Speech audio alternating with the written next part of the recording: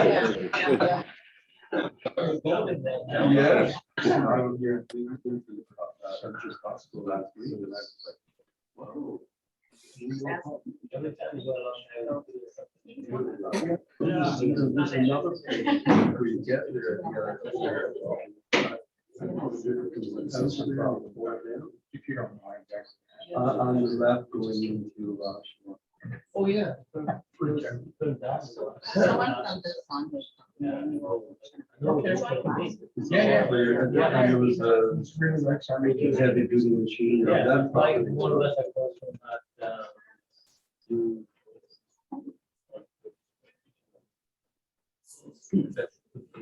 No, that happened further there. Yeah.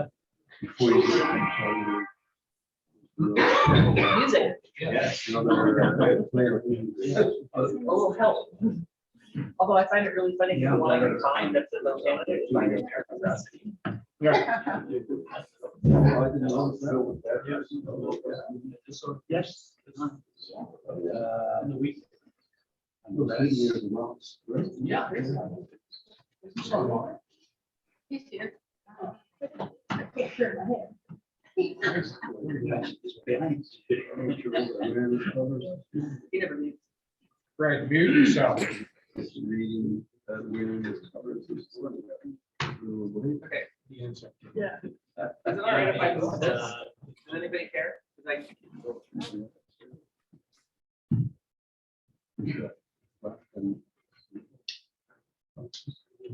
I like to see everybody. Yes. All right, I've got 7:30. Good morning, everybody. Good morning to everybody online, and welcome to the May 3rd meeting of the Bowmanville Rotary Club. Ring the bell. Hello, Tim.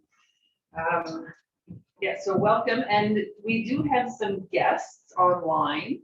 I know Emmanuel is joining us from the Sunday Club, and Richard Mawini, and I believe our guest speaker Jean-Claude is on as well. Are those all of our guests, Rachel? Yep. Okay, so welcome to our guests. Leanna, is Leanna online? Yes. Okay, Leanna, you have our invitation this morning. Hi. Just some reflections on service by Sean L. Bird. Each of us is called to be the best we can be. Very few of us can rise to embrace this call on our own. It takes community, effort, and encouragement to achieve much. Let us remember that while we work toward our own success, it is our responsibility to help guide others to their success as well. We can achieve great things when we work together. Let us be thankful for the opportunities we have in Rotary to find connection, in particular with the people who inspire us to be better.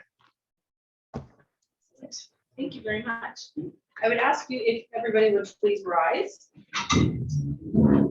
So, according to our poll that we did, as we said, majority is going to rule. So, toast to Her Majesty the Queen, and to Canada and Rotary International. And we will have O Canada.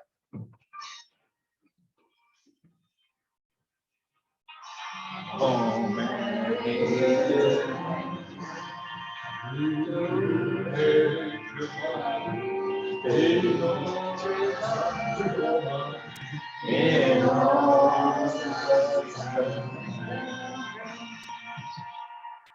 We're going our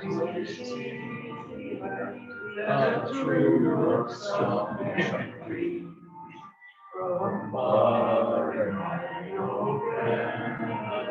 We stand on guard for thee. God keep our hand, glorious and free. Oh, Canada, we stand on guard for thee. Oh, Canada, we stand on guard for thee. Thank you. I'll try and get better music. Better than that, somebody needs to learn how to play the piano. It says the girl who was reading piano. We do have a piano. Okay, so our land acknowledgement this morning, adopted people, focus. Our land acknowledgement. Adopted people are often raised with an elevated level of appreciation for the gifts and opportunities given to them. As adopted people on the traditional territory of the Mississaugas of Scugog Island First Nation, let us continue to offer our gratitude to Indigenous peoples for their care of the land and commit to continue our care of this sacred land for generations to come. I like that one. Came up with that all one? Yeah. Birthdays and anniversaries? Oh, yes, that's me.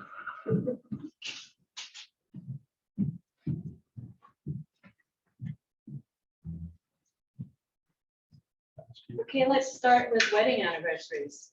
Steve and Debbie Code. Stop talking, Steve. Pay Sorry. attention. It's your wedding anniversary. I was just telling Fred it's this Saturday, not. Okay, how many years? 34. 34 years. Well done. Is Chris the last one online? Plus Chris and Philva are also celebrating a wedding anniversary of 23 years. Lyle Gooding has 15 years of service above self. Birthdays. Rebecca Grieve has a birthday on May 6th. Fred Mandrick, May 9th. And Roy Snow, also May 9th.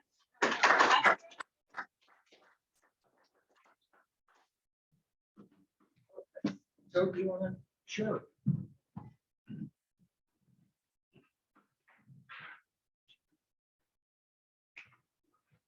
So, good morning. I remember when I was just thinking the other day, going back to elementary school, as I was preparing to write about, introduce our next guest. I remember going back to elementary school, and I think we all went through this. We had these white porcelain water fountains in the hallway, and there would always be a big lineup between classes, and you'd always yell at the kid in front who was taking too long, hey, come on, you know, so. And I think that's something most of us can remember. And when I think about it, I even taste it. There are people, not everybody grows up with that. We take water for granted, and our morning speaker did that, did not have that. His name is Jean-Claude Mbazu Mutima, right? He's a member of the Markham Sunrise Rotary Club.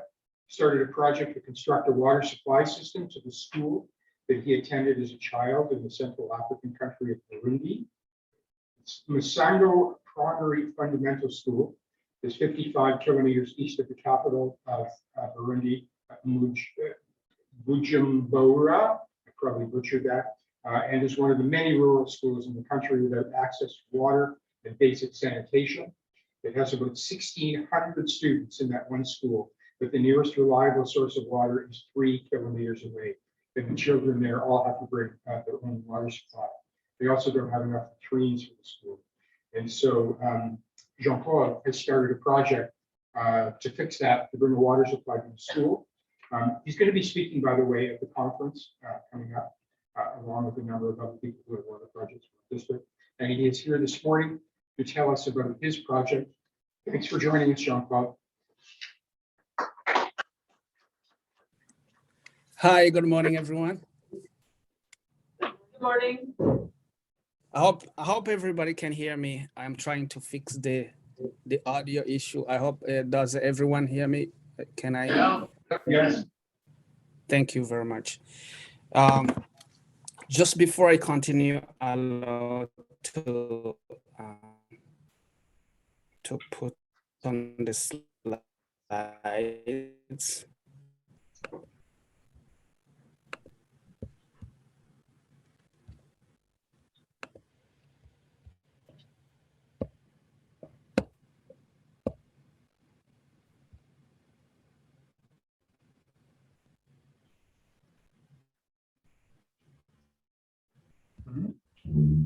Yeah, I don't. Jean-Claude, are you there? Okay. Yes, I am. I'm here. Just my apologies for the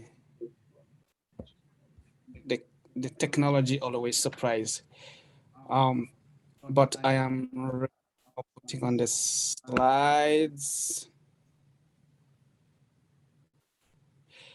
It is telling me that you have deactivated the screen sharing. Are you able to allow me to share? You have to allow the sharing.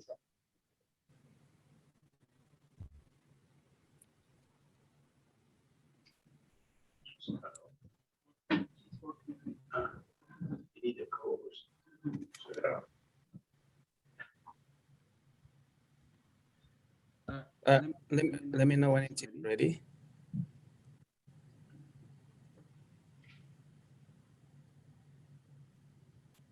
Bear with us, Jean-Claude.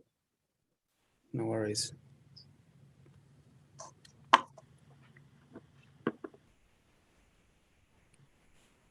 Good to go. Thank you.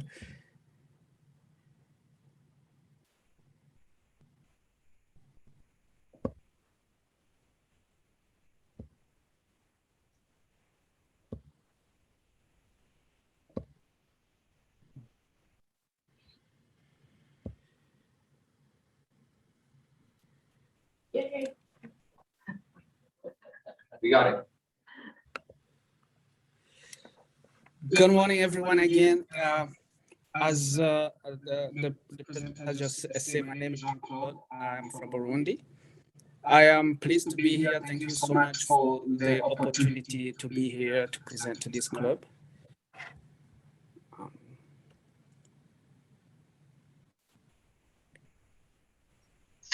Just checking on the audio here.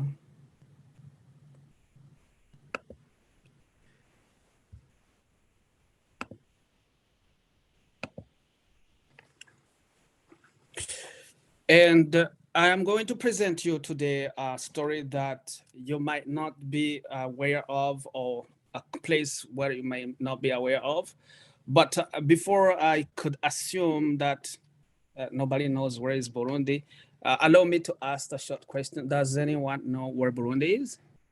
If you, I'm gonna tell Richard and Joe not to respond. Anyone else who knows where Burundi is?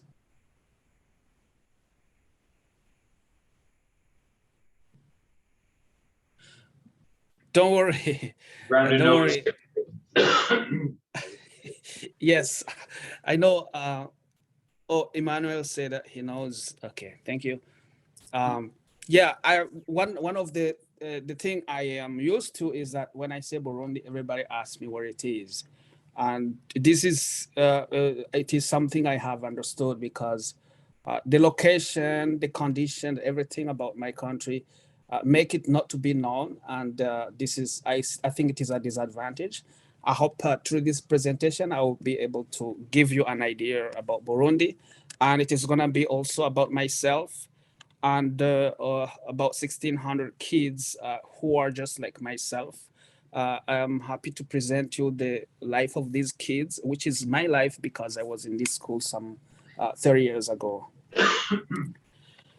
So starting giving you a snapshot of Burundi, it is a landlocked country in the heart of Africa. As you see the little small point in the African continent, just that little point you see there. And we happen to be small, but we are overpopulated. We have over 11 million, now getting to 12 million people. We're known for different things. Some good things, we produce some of the best coffees in the world, and we produce also the best tea. If you have tried the black tea or English breakfast tea, it is produced by one of those humble people you see on the picture. We have a very strong culture and tradition. We have very famous drummers who go to play the drums all around the world. But we also have the bad side, the negative side, which is always there. We are trying to emerge from over a decade of civil war that left us with a lot of destruction.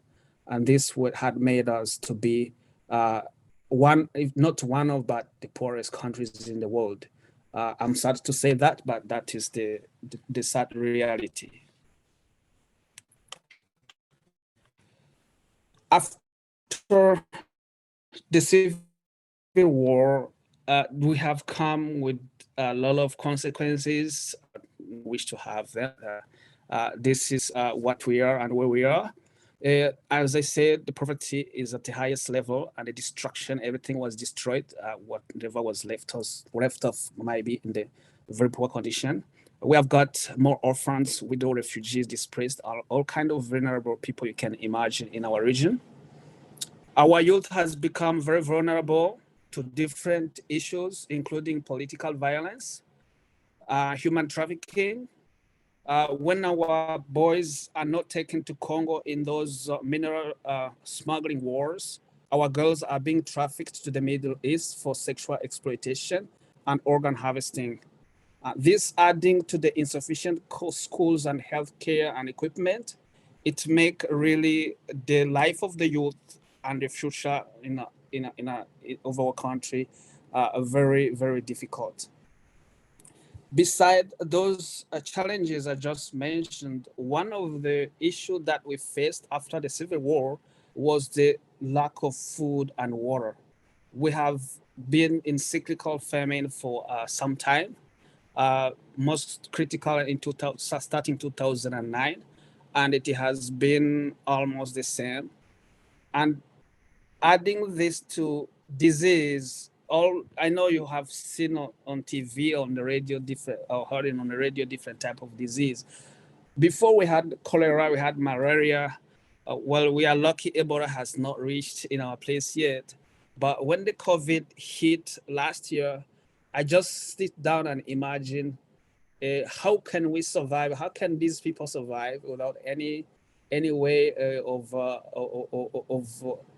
having the infrastructure, the water, the sanitation, and where there are no projects, unlike some other countries, some other famous country like the country where Richard have been many times and many other people travel a lot. Uganda, Kenya, every time when they say Africa, you hear Uganda, you hear Kenya, you hear Tanzania, but you hardly hear about Burundi. I know very few people will tell me they have heard of any project to Burundi. So in this situation, you will imagine how can these people survive? Now, in the midst of this chaos, Masango Primary School and Fundamental School has always been like an oasis. Even during the worst time, when I was there, I grew up in the worst time in my country. It always welcome small children, still pupils and students from all the region. And currently it is hosting over 1,600. Beside it, there is a small church that welcome over 300 people every week. There are small shops and food vending, and the population right next to the school can be estimated to 1,800 people. So this can be give you a picture of what the importance of this school and the place. Now, knowing all these numbers and all this context, this is a place where there is no single drop of water. The closest reliable source of water is at 3 kilometers. These children you see in front of this poor building, this is not any kind of building. This is a classroom. These children you see there, those containers, they are the ones they bring. They used to bring water in the morning.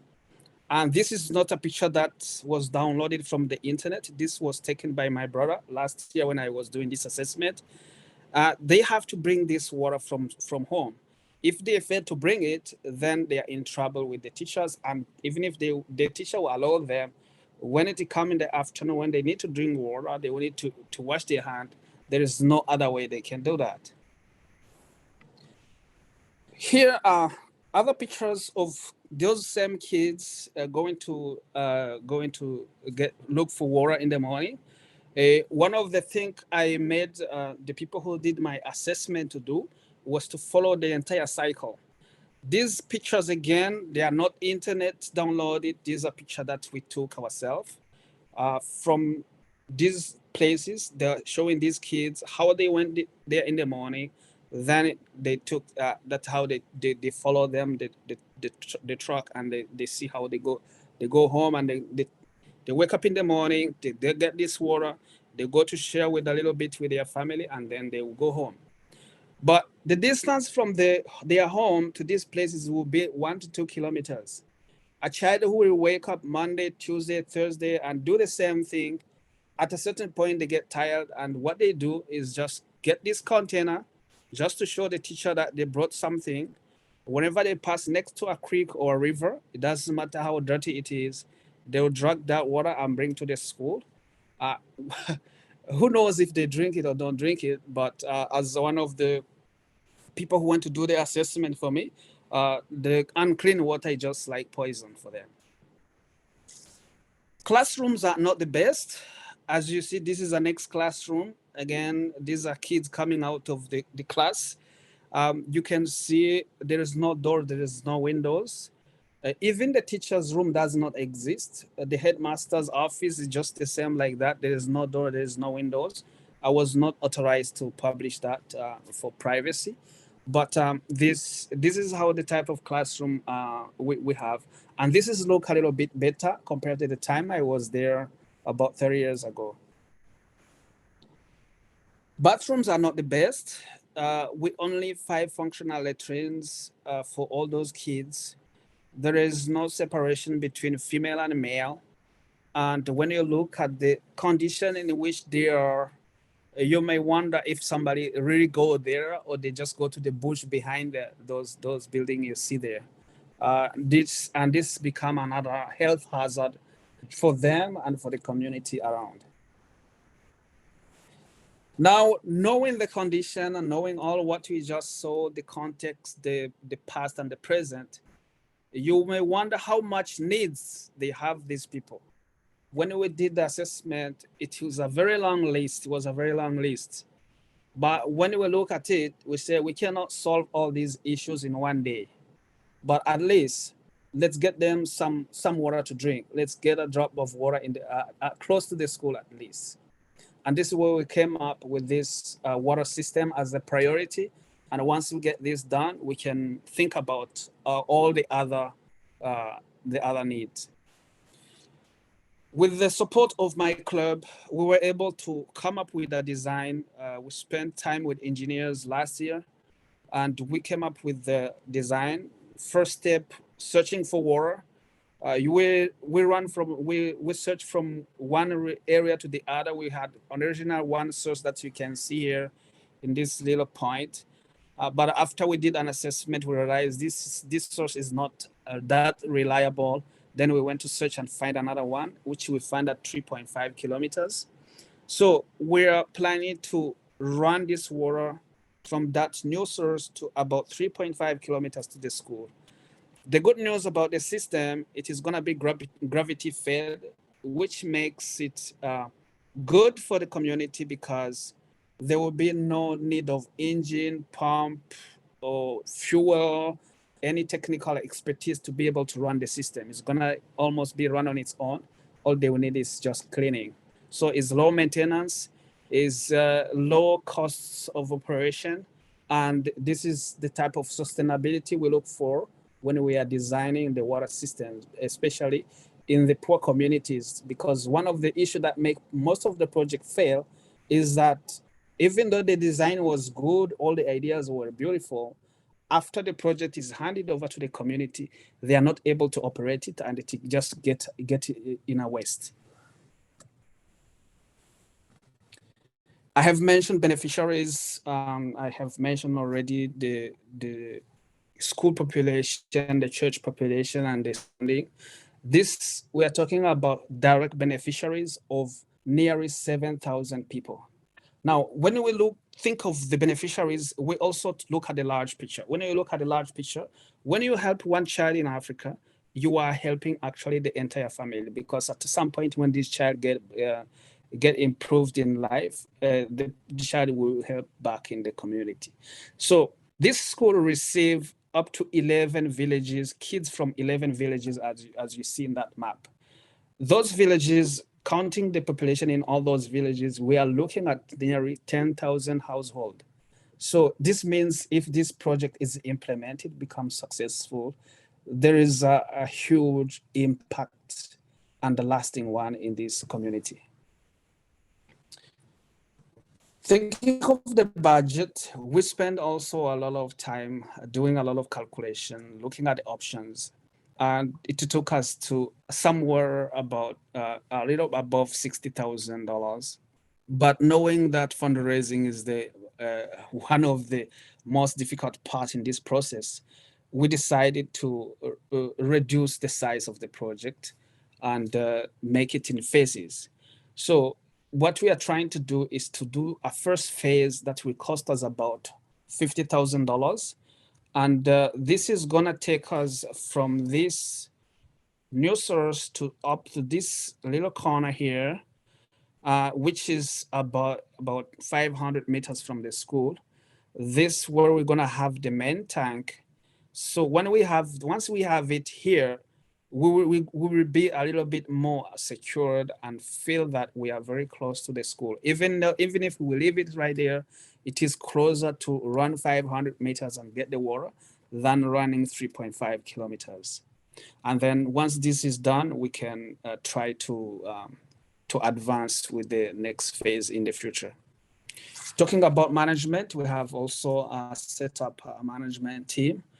We are contemplating to have a local committee that will include the leaders of the school, African Hub Services, which is the organization we are working with on the ground, and the headmaster and PTA of the school.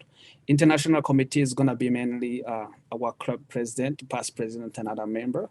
And we have also an independent project management unit that will include a project manager, an engineer, and an admin assistant. One important point in this one is that everybody who is going to working on a project is going to be a volunteer, except the engineer who will get a little stipend.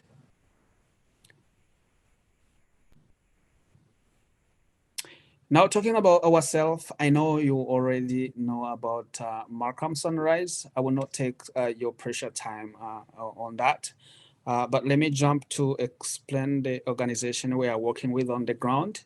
African Hub Services is a non-profit organization that was established in 2010 in Burundi. It was registered by then. It was inspired from the situation I just mentioned that resulted from all the destruction through the Civil War. And when we were facing with people dying because of lack of food, because of many disease and many other economic conditions, myself and other colleagues decided to come together, put something together where we can be able to contribute on a regular basis. Just always a way to give back as we do as a Rotarian, and start implementing small projects that will encourage the people, bring hopes through service, and while providing technical assistance, organizing people, teaching them how to farm better, how to sell their little produce. We managed to serve around 31 association and organization with 340 members over those years. We invested in agriculture. We invested in microfinance, helping them to save and showing them how they can save and lend each other. We have actually, it has generated a very successful rural microfinance that is still operating even today. So even in the time of emergency, we managed to raise something to be able to contribute. As you see on the pictures on the top, there are some of the farmers we have worked with. And at the bottom is our executive director distributing aid during a time where these people were affected by the flood, and they were they're very unfortunate to be in these camps. Overall, over those years up to 2017, where we kind of slowed down, we have invested around $38,000 US. And now we are trying to see if we can do more. And that was myself. I think I talked about myself at the beginning. As I say, I'm not different from the kids you saw on the picture. I was from that school. I'm from the same village. I went to the same school. Today is my little nephew and niece who are attending the school. And I just happen not to be not to be comfortable when I think about the situation, and it tend to be sometimes frustrating. But yeah, that's where we are, and what I'm trying to do. This is what moved me. I'm trying to see if I can make a difference. At least if I didn't have the opportunity to have the water in my time, let's try to have somebody get that opportunity. And if you allow me, I should thank you again for your time. It was a great pleasure being here. And if you have any question, you are more than welcome to ask. And thank you very much.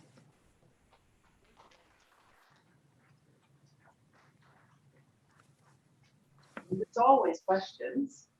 Thank you. Yeah, Chris? Yeah, I have a question. Jean-Claude, this water, you can drink it directly, or does it have to go through some treatment, some cleaning process? Thank you for the question. This water is from a natural spring. To start with, is from a natural spring.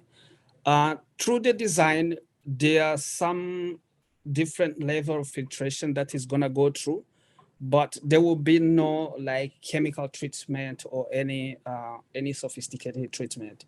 We use this natural this a common filtration system, and at every step of the design, even before it reaches the final tank, there is a filtration system that is going to go through. That we believe that with that, the water that is going to be obtained at the end will have the basic level of a potable water. It's gonna be perfect, of course. Any system always needs some checkup and see if the quality is good. But we believe that the level of water that is gonna reach there will be good enough to drink and do the regular cleaning. Hi, Jean-Claude. Thanks for all this. And thanks for all the work you do. As I was watching this, first of all, I have two questions. First of all, how can, if one of us is watching, we want to donate, there's a link, is that right? Can you'll send me the link? The link? Yeah, a link for donation. Yeah, if somebody wants to donate. Yes, sure. Yes, we have the link. I could send you the link. Okay. We have a donation page on Canada Helps. I could share with you the link as soon as we finish. Yeah, I'll share that. But as I was watching this, I couldn't help thinking, wouldn't it be simpler to build a new school closer to the water rather than building a long pipeline? I mean, have people talked about that? Like saying, why is this school so far away from water? Why don't we just build a new school? Like, how did it get built so far away from the water? Thank you very much. Thank you very much for that very good question. Yes, this school, the original concept of the school was the Catholic Church started the small school here in 1947. That is many, many years ago. And the reason that school was placed there, it is one, being a central point where from the school, people will always cross the river to come to that school.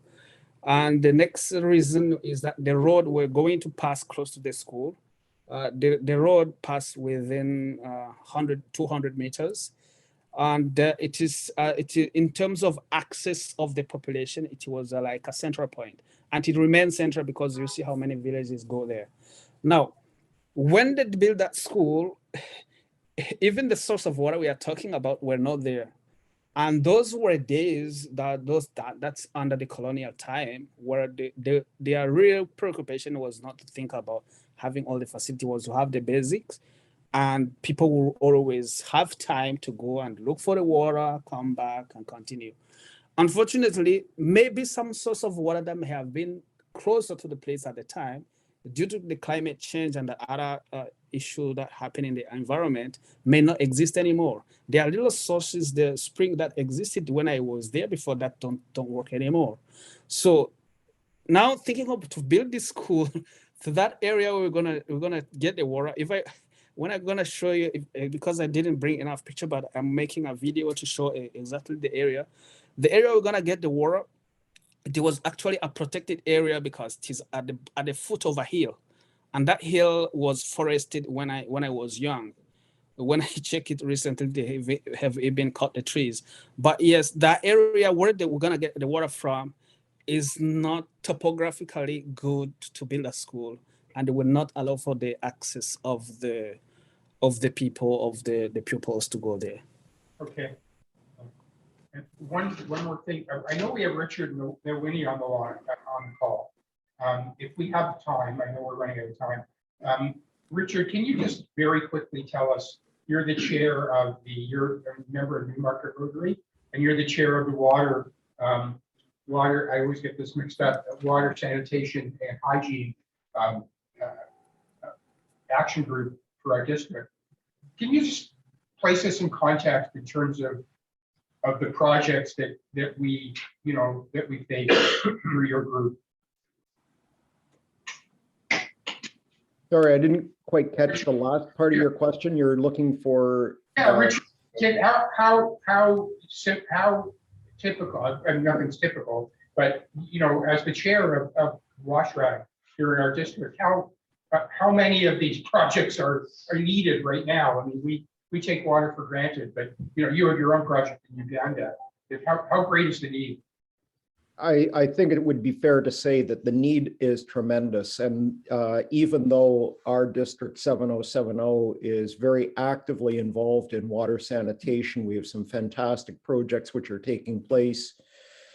There is a project in Ghana. Of course, there's my project in Uganda, Steve Rutledge in Laos, Jean-Claude in Burundi. There's another project in Uganda that has been running for a while, and that's in Bajiri, which is just the north shore of Lake Victoria. So there's numerous projects that are active in our district. And in fact, we're somewhat unique in so much as we have many people in our district that are, of course, boots on the ground, working on numerous projects in water in the district. So that's a bit of a summary, but in terms of overall requirements, I think that water sanitation and hygiene, if we take a look at the broader components, the reality is there are more projects than we have resources available to actually tackle them. If you want the honest truth, there are many portions of the world that have significant water issues, water sanitation and hygiene issues. They are being addressed, and fortunately, we also have very good partners on the ground with respect to other organizations that are working cooperatively with Rotary in numerous countries.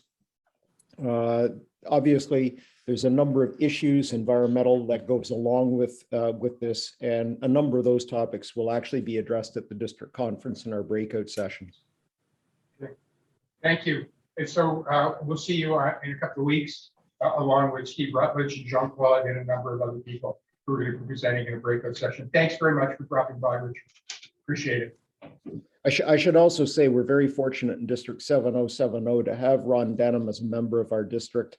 Ron, of course, was one of the founders of WashRag, which is the International Rotary Action Group. And he brings a lot of expertise and connections to our district as well, which is extremely helpful for those of us in the district that are working in that capacity. Thank you, Richard. Thanks, Jean-Claude. Jean-Claude, if I have one follow-up question. Yes. You made a comment earlier that when you help a child, they turn around and help their families and their country. I'm curious if it helped you. Sorry, I didn't get the last part.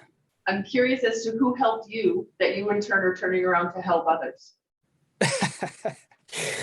Thank you very much for the good question. I grew up in a very modest family, but we happened to, from our parents, to grow up with that spirit of service.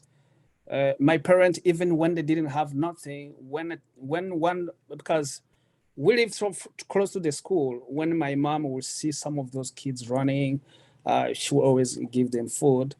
And we get also help we seem to be getting help from other people as well. When you do good, it comes back to you. I would say my entire life, I would have not survived. I would have not been completed school. Even myself, when I went to school myself, I remember people coming to donate. I was going to that boarding school. I remember somebody come with a towel and give me a towel. The people will come and help in many ways. And then the school where I evolved, when I was young, I want to become, just from that spirit of service, I thought I wanted to become a priest when I was young. I went to the seminary and then I come back, I left it. But after I left the country, which was in a very hard time, I came abroad. I've been living abroad for 20 years. I will have not survived without meeting good people, ordinary people who will always think about giving back or helping somebody. So I feel like just having been here, speaking with you from that little school, from that place, just so is just I was just fortunate, and I think when you are when God gives you those opportunities, it is good to give back. True Rotary nature. Thank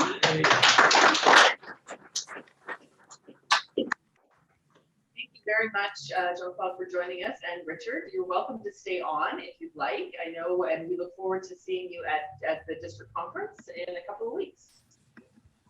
All right. So, back at it, Rachel. Sergeant at Arms. Everyone have their pins on?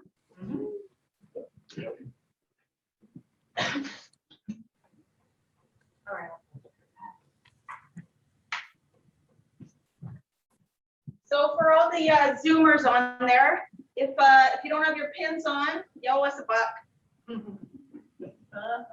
All right. Same with that honor system here. If you don't have your pins on, you owe us $1. Yesterday, we're going to let's start with you guys. If a lot of people here. Oh, and you're not allowed to answer. And you're not allowed to answer. That'll be hard to do. Yesterday was a birthday for a very important Rotarian in our club. Who was it and how old were they turning? It was Bob Stevens. And how old? You guys are allowed to talk now. How old was Bob? Or is Bob? 94, yeah. All right. Table over here. Facebook. Yeah, that's where I got my information. I do. You forgot to mention 72 years. That's what I meant. Anything wrong? It was There goes your question. All right. Never had a phone. You're going $5 for that, John Burns. All right, I'm gonna ask the question anyways. You guys have to do the math, I guess. What year did Bob Stevens join our club? 1950, yeah, 71 years and 5 months ago. So he joined December 8, 1950. How incredible is that we have a member that's been with us almost 72 years? Okay, you're not allowed to answer this one. All right, Gord, you probably shouldn't answer this, but anyways, Gord, you're with Amy and Joe. One of our major fundraisers is coming up June 10th to 12th. This is what anniversary of RibFest, meaning how many years have we been doing it? That includes, I'm taking that right off the website, so I'm guessing that includes the last 2 years. 15? 15. Yes, 15 years. You're not making any money, girl. I'm not. Well, I'm just Mitchell's John for you. Oh, yeah, John. All right. Yeah, we're gonna throw you in here with Peter and Steve. Okay, the Rotary Club of Bowmanville's first official meeting was January 25th, 1924. What was the first funded charitable gift the club gave? And anyone on Zoom, if you guys know the answer, if we're struggling. So the Bowmanville Club, though. Which obviously means your answer. Yeah. Anyone on Zoom know what the Bowmanville Club's first funded project was? Does anyone have their hand up? I'm guessing Lyle must know. It was, well, according to our website, it was for a child in Kendall. A special needs child in Kendall. All right, last. Do we all have to pick? Yeah. Sure. Okay, this is out for everybody. This year, Rotary International is making history by having what? Our first what? Woman president. And what's her name? Female president, Jennifer Jones. Yes. And when are we supposed to be meeting with Jennifer Jones and doing wonderful things like packing food and cleaning, doing a cleanup? What day? July 5. All right. Got it. That's your jug around it. Like. Oh, I'm supposed to, Yeah. yeah, move this. Yeah. All right, we don't have, yeah. Oh, I think was there. Someone gonna cover the table for Roy's birthday? Yeah, I'll cover it. All right. Only Rotary, you get penalized on your own birthday. All right. Thank you. All right. So now that Rachel's taking everybody's money, who has happy bucks? I have a couple of happy bucks. Not anymore. Not anymore. If you put in, you can just be happy. I have a couple of happy bucks. I just want to thank especially Abby and his wife and the hub for last week when we had samosa fusion. It was a fantastic night. Food was incredible. So if you haven't been to samosa fusion, go and support them. Abby's hopefully going to be one of our new members. But yeah, it was a great night. So yeah. Anybody have happy, Tim? We have 5 happy bucks. Debbie and I went to Coburg and Fort Hope on the weekend. We went to get a lovely summer Friday night at Cucina Urbana. And then we went to Fort Hope to see the Bob Seger cover band, which was called Against the Wind. It was an excellent concert. Sounds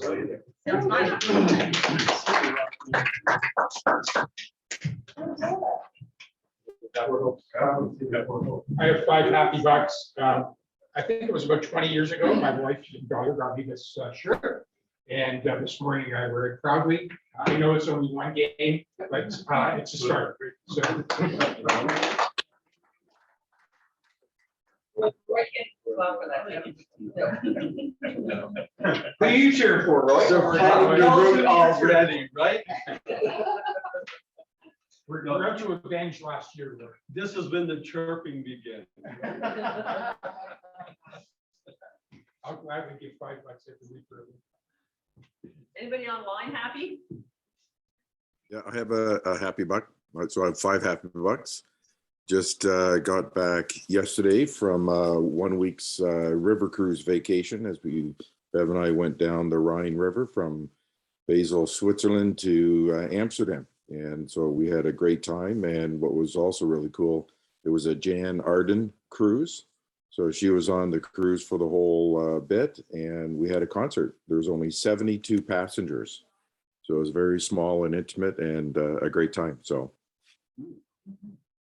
a little slow getting started this morning. Welcome home. So no other happy bucks. Okay, so some announcements. Rachel. Yeah, I've got.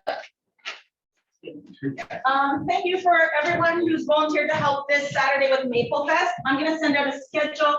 Please wear all your Rotary stuff, your jackets, whatever, your shirts. When I have the exact location, I'll send out the email because I don't know exactly where we're going to be. A couple people have asked me this question. for the upcoming district conference, if you haven't signed up, some people were asking, can I just sign up for the Saturday? Can I just go to, now you can. So if you just want to go to the Saturday, which includes the dinner, it's $250, but you get access to the breakout rooms and the speakers. If you just want to come Friday night, it's $50, and if you want to come Sunday, it's $100. I think that's all I think so. That's it, I'm done. Right?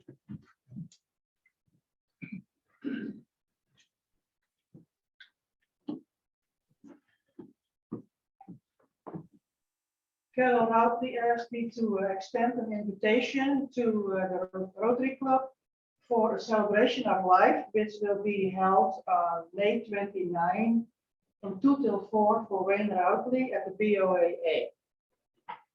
The second announcement is on June the 9th, the Matawa organization had their yearly celebration.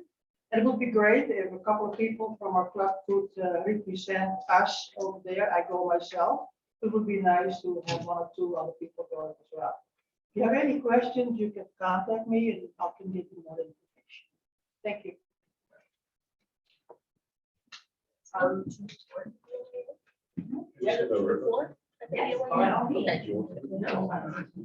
had it written down, but you're here, so.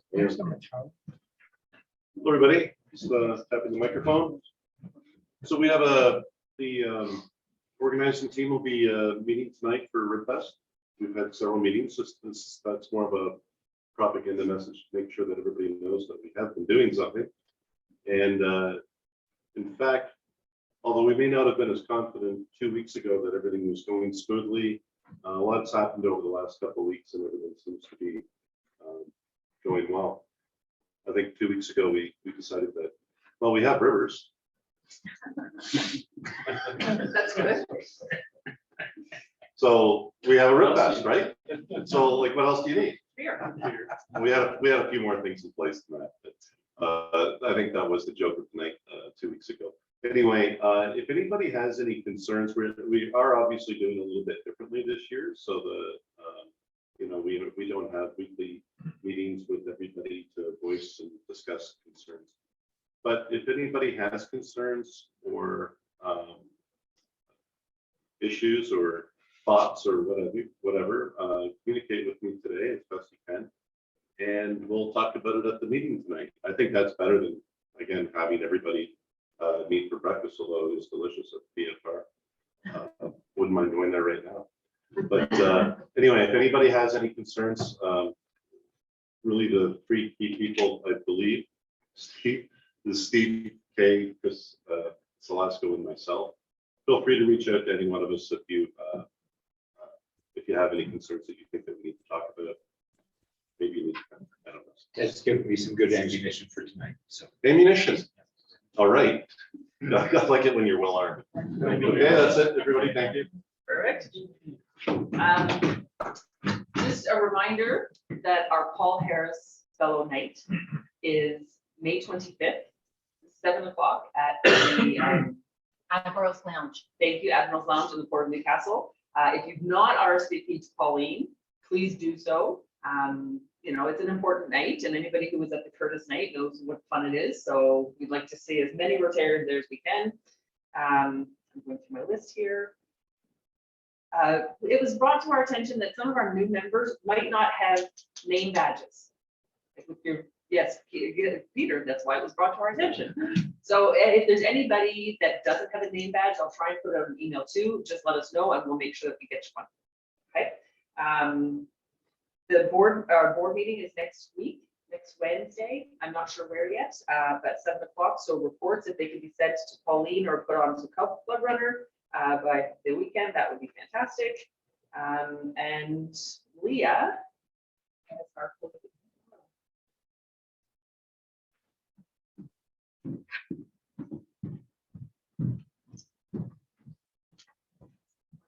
Good morning, everyone.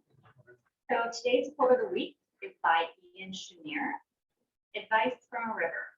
Go with the flow, immerse yourself in nature, slow down and meander, go around the obstacles, be thoughtful of those downstream, stay current, the beauty is in the journey.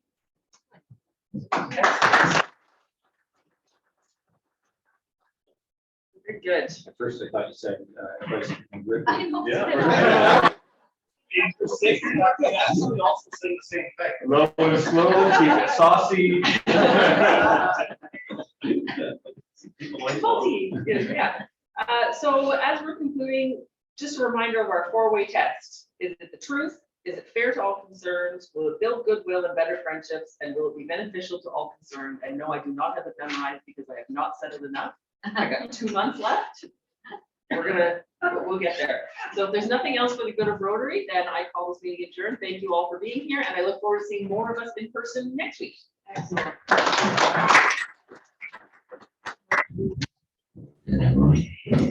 Slowly, slowly getting there. You sound better.